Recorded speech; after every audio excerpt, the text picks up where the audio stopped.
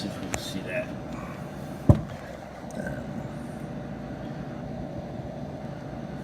Kind of hard to see. But the oil in this thing was never changed, which caused it to fill with moisture and destroy the veins in this pump. Regular vacuum pump.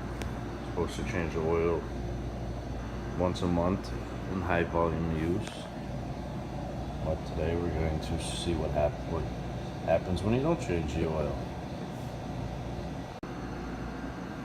This is your generic rebuild kit for bush pumps, which primarily is what's in these vacuum baggers.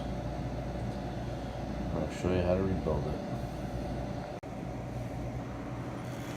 So the pieces we gotta replace are in here. That's the motor. This is your pump. This is your oil and your exhaust filter in here. Oil sump down here, which also sits in this pump. You gotta get inside this guy, so you gotta unbolt it from the bottom plate, 3 bolts, and you'll be able to roll it on that side. 2 bottom bolts, same on the 2 top, to split it. So pump's been removed. Took the bottom 2 bolts out, the oil supply and return fittings. Got to get this connected. Right there too, this is your oil cooling line, which we got to clean as well due to that sludge that was in this thing. So we're going to split this thing in half now.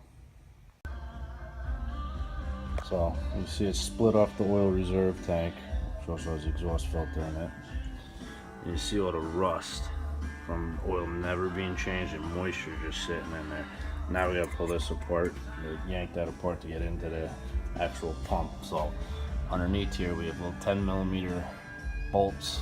We'll yank this apart, which is a new O-ring that goes in there, and we'll be able to yank the veins out. Yeah, so there's your veins. This whole thing spins in this cylinder housing, and that's what creates your vacuum. So there's the cover that comes off. We've just got to get new seals, new O-ring. Here's your motor that drives it. A flex coupling that goes between the two. Here's your oil cooler we saw before, which we got to flush. You know, basically it's 5mm Allen keys here, here, here, and here to get that off the motor. Then on the back side of this sits a couple more 5mm screws that bolts to this guy, which bolts to this guy. So now we're gonna take this all out,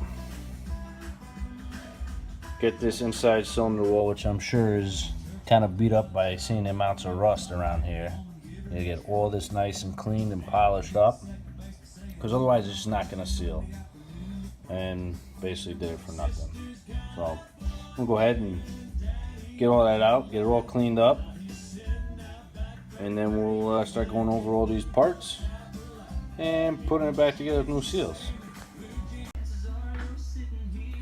So that's the pieces split. So there's a bearing in here along with that seal. Basically get it out, put it over a big socket like that to receive it, and you're gonna take a punch and just drive it out evenly. Hit it here, hit it here, hit it here, and keep going around to drive it out evenly. That'll push both the seal and this bearing right here right out of the unit. Replace them on both sides. So this one and this one, we gotta get new ones. Alright, so we'll back together pretty much ready to go back in the vacuum bagger, but I'm gonna show you what I flushed out of the oil case here down the bottom. Pretty gross. So this brown shit was in that case, and you can literally see it's turned into like a snot.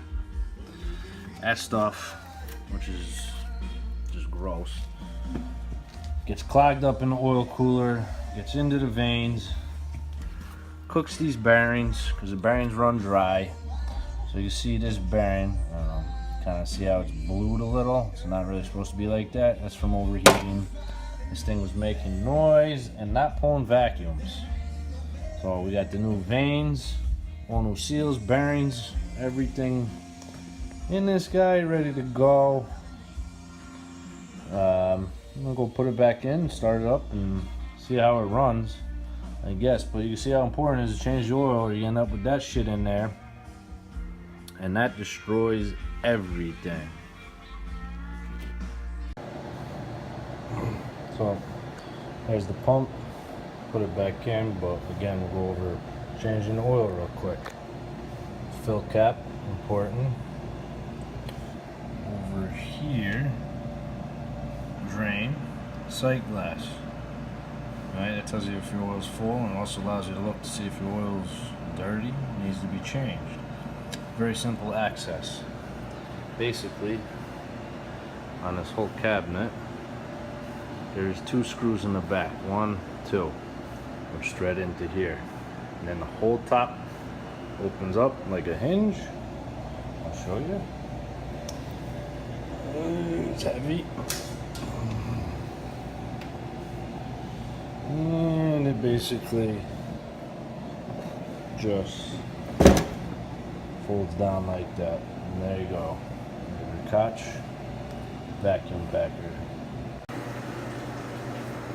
The test, I took a dirty shop rag I had, put it in one of the vacuum bags, plugged the unit in. I have the control board open right now so I can check the oil level, which right now looks good.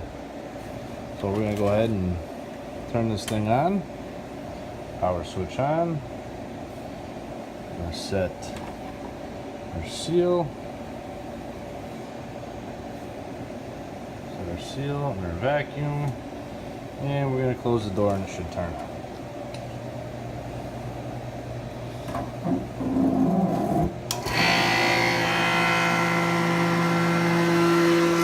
And you watch it pull down the old vacuum.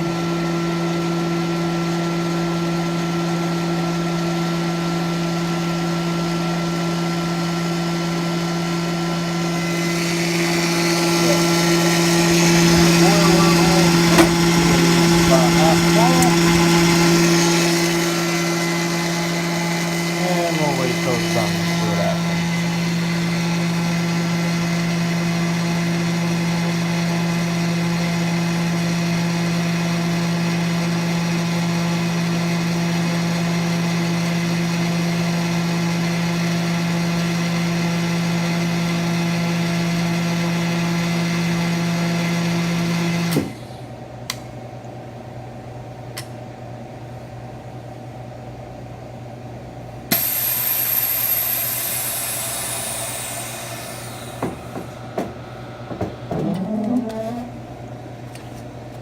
And a very highly compressed shop rag, working beautiful.